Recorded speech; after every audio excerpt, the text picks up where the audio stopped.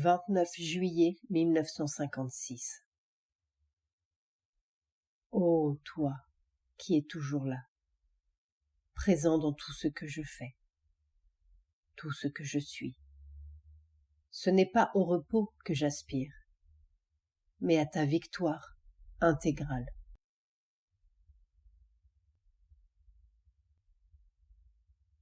« 10 août 1956. Seigneur, par moi, tu as lancé un défi au monde, et toutes les forces adverses se sont lancées en protestation. Mais ta grâce gagne la victoire. En fait, depuis la manifestation supramentale du 29 février 1956, se sont accrues toutes les difficultés corporelles de Mère, comme si toutes les obscurités de la conscience physique jaillissaient sous la pression de la lumière nouvelle. La même constatation s'applique aux disciples autour de Mère, et sans doute au monde en général. Une étrange accélération obscure commence à s'emparer du monde. 12 septembre 1956. Pendant la classe du mercredi. Ce texte a été noté d'après les paroles de Mère. Sur le manuscrit, Mère a écrit. Ce rapport est tout à fait exact. Elle a signé le texte.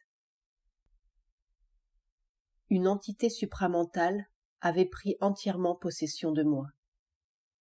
Quelque chose d'un peu plus grand que moi. Les pieds étaient plus bas que mes pieds, et la tête dépassait un peu ma tête. Un bloc solide dont la base était rectangulaire. Un rectangle à base carrée. Quelque chose d'une seule pièce. Une lumière, pas comme la lumière dorée du supramental. Une sorte de phosphorescence plutôt.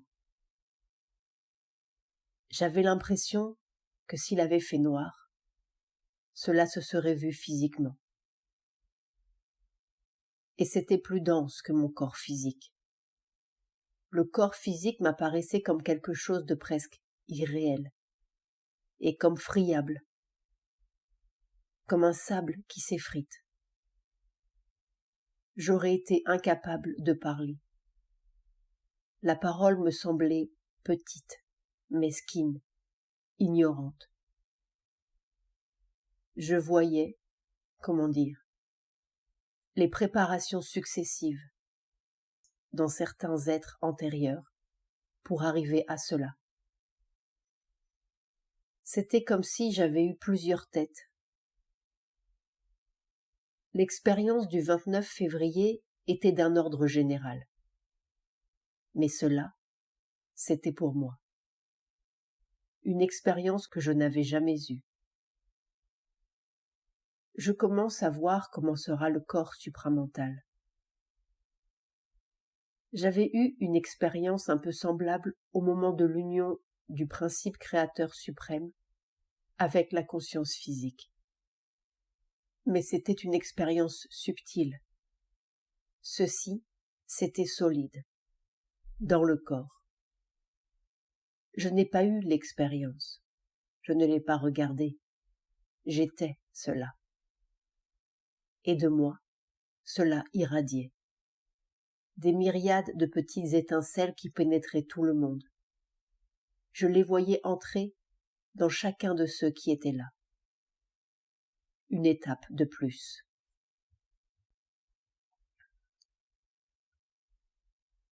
Lettre de Satprem à Mère. Hyderabad, 14 septembre 1956. Douce Mère, il ne s'est guère passé d'instant que je ne pense à toi depuis mon départ, et je voulais attendre pour t'écrire que les choses soient claires et décidées en moi, car je pense bien que tu n'as que faire des déclarations platoniques. Mes amis ici ne cessent de me répéter que je ne suis pas prêt, et que comme R, qu'ils connaissent, je devrais aller passer un certain temps dans le monde. R était un ancien disciple qui a quitté l'ashram, puis s'est suicidé. Ils disent que mon idée d'aller dans l'Himalaya est absurde, et ils me conseillent de retourner pour quelques années au Brésil, chez W. W est un vieux multimillionnaire américain, le seul bon riche que je connaisse, qui voulait me faire en quelque sorte l'héritier de ses affaires, et qui me traite un peu comme un fils. Il a été très déçu par mon départ pour les Indes. Mes amis me disent que si je dois faire un stage dans le monde extérieur, c'est la meilleure façon de le faire, auprès de quelqu'un qui a de l'affection pour moi, tout en m'assurant ainsi une indépendance matérielle pour l'avenir. Ces histoires d'argent ne m'intéressent pas. En fait, rien ne m'intéresse en dehors de ce quelque chose que je sens en moi. Toute la question pour moi est de savoir si réellement je suis prêt pour le yoga, ou si mes fautes sont un signe de non-maturité. Mère, toi seule peux me dire ce qui est juste. Je me sens un peu perdue, coupée de toi. L'idée d'aller dans l'Himalaya est absurde, et j'y renonce. Mes amis me disent que je peux rester auprès d'eux aussi longtemps que je le voudrais. Mais ce n'est pas une solution. Je n'ai même plus envie d'écrire un livre. Il semble que rien n'a de goût pour moi, sauf les arbres que je trouve dans ce jardin et la musique qui occupe une grande partie de mes journées. Il n'y a pas d'autre solution que l'ashram ou le Brésil. Toi seul peux me dire ce que je dois faire. Je sais qu'en définitive, ma place est près de toi. Mais est-ce ma place maintenant, après toutes ces fautes?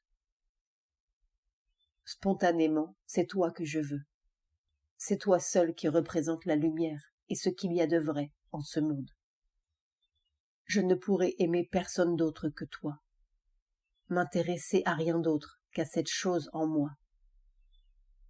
Mais tout ne recommencera-t-il pas dès que je serai revenu à l'ashram? Toi seul sais à quel stade je suis, ce qui est bon pour moi, ce qui est possible. Douce mère, puis-je encore demander ton amour, ton aide? Car sans ton aide, rien n'est possible. Et sans ton amour, rien n'a de sens. Je me sens ton enfant malgré toutes mes contradictions et toutes mes fautes. Je t'aime. Signé Bernard. Réponse de mère. 19 septembre 1956.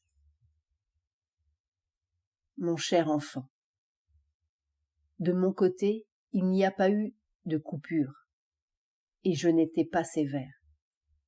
Mes sentiments ne peuvent changer. Ils sont basés sur autre chose que les circonstances extérieures. Mais peut-être as-tu senti ainsi parce que tu avais laissé ton travail à l'ashram pour une raison tout à fait personnelle, c'est-à-dire nécessairement égoïste. Et l'égoïsme vous coupe toujours du grand courant des forces universelles. Et c'est pourquoi tu ne reçois plus clairement mon amour et mon aide, qui sont pourtant toujours avec toi. Tu me demandes ce que je vois, et si tes difficultés ne réapparaîtront pas dès que tu reviendras à l'ashram. Le contraire n'est pas certain. Si tu reviens tel que tu es encore à l'heure actuelle, il se peut qu'au bout de très peu de temps, tout soit encore à recommencer. C'est pourquoi je vais te faire une proposition. Mais pour l'accepter, il te faut être héroïque et très déterminé dans ta consécration à mon œuvre. Cette possibilité m'est apparue en lisant ce que tu as écrit de ton séjour au Brésil et de W, le seul bon riche que tu connaisses. Voici ma proposition que je t'exprime très simplement, avec la spontanéité avec laquelle elle s'est présentée à moi.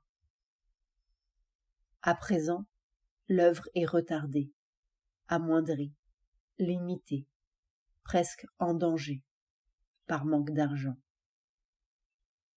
Ce que tu ne ferais pas pour toi personnellement, ne le feras-tu pas pour la cause divine? Va au Brésil, auprès de ce bon riche. Fais-lui comprendre l'importance de notre œuvre, à quel point sa fortune serait utilisée au maximum pour le bien de tous et le salut de la terre, s'il la mettait, même partiellement, à la disposition de notre action. Remporte cette victoire sur le pouvoir de l'argent, et du même coup, tu seras libéré de toutes tes difficultés personnelles. Alors tu pourras revenir ici sans crainte. Tu seras prêt pour la transformation.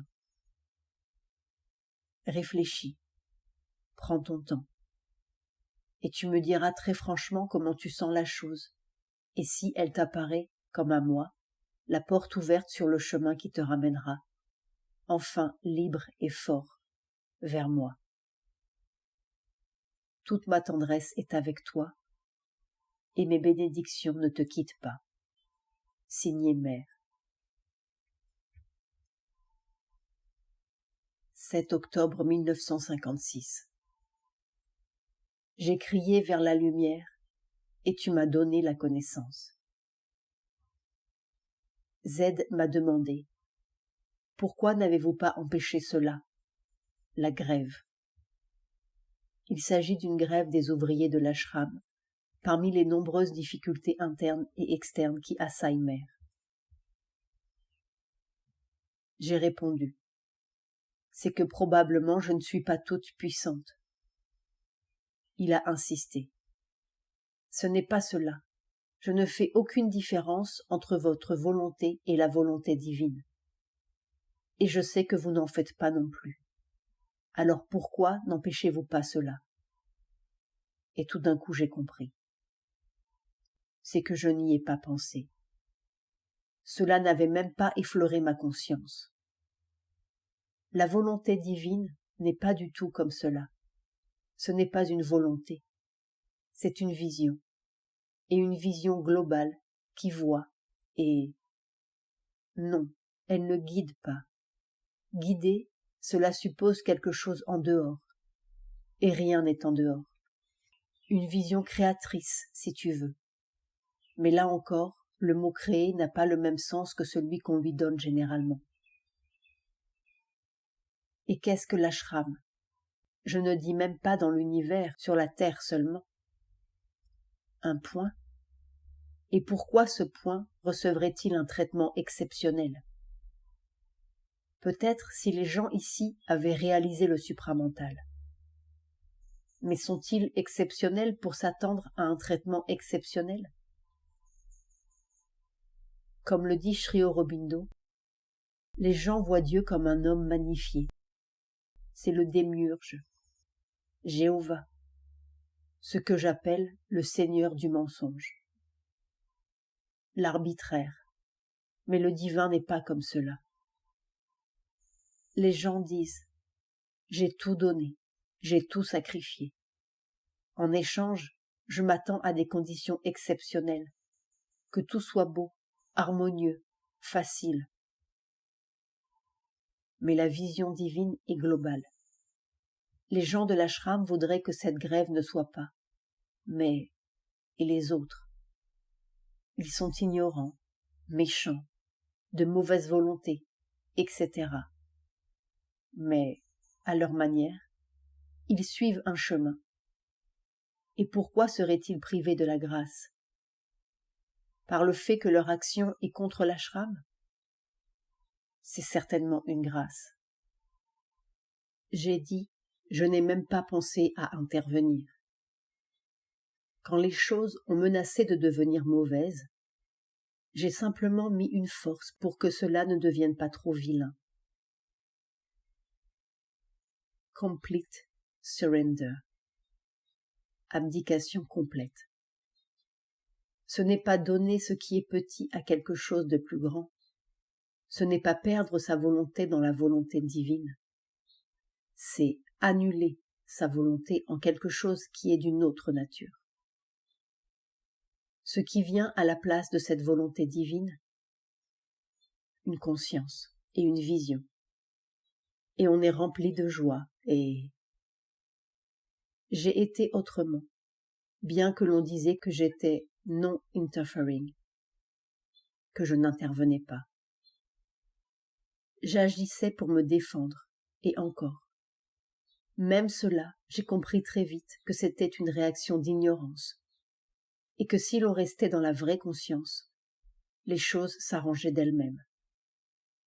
Une conscience qui voit et qui éclaire. Et c'est pour cela que quand les gens veulent me faire agir, cela ne va pas. Je suis hors de moi-même, pour ainsi dire. Dès que j'entre ici, sans personne, alors je vois. J'ai appelé un plus gros paquet de grâce et demandé que la vérité des choses soit. Nous allons voir ce qui va se produire.